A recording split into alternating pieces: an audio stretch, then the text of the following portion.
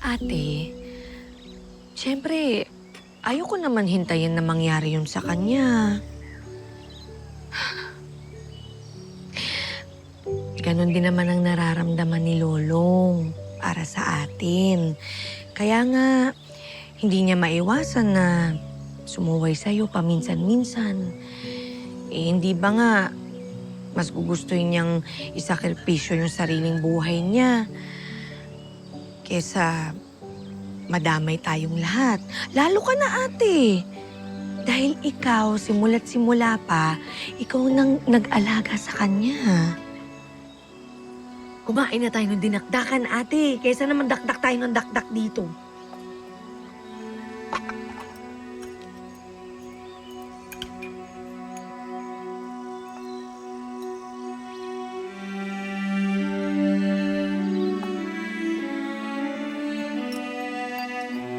Kain ka na.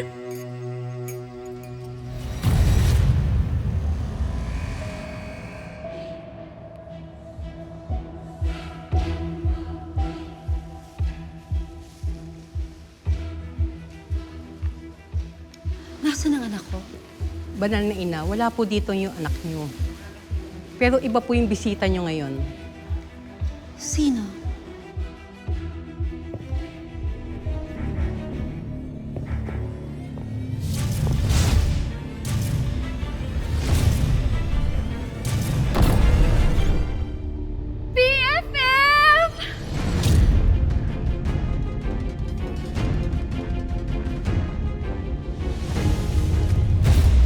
Lolong, eto nga pala si Hector, ha?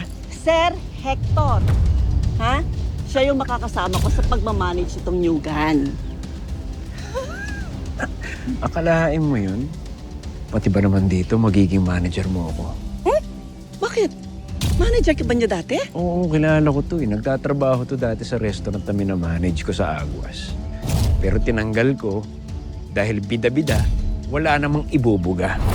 Sir, hindi naman ako nagbibida-bida. Kung sa akin lang, doon ako lulugar sa kung saan po ang tama at makatarungan. Ah, kahit dito, palasagot ka pa rin, ha? Talagang gusto mo, ha?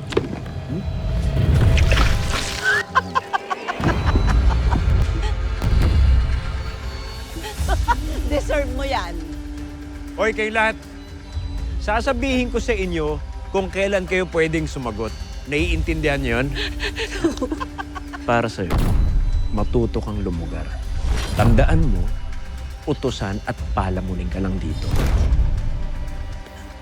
Ay nako, huwag mo nang sayangin ang oras mo dyan. Yan na, kumain na tayo.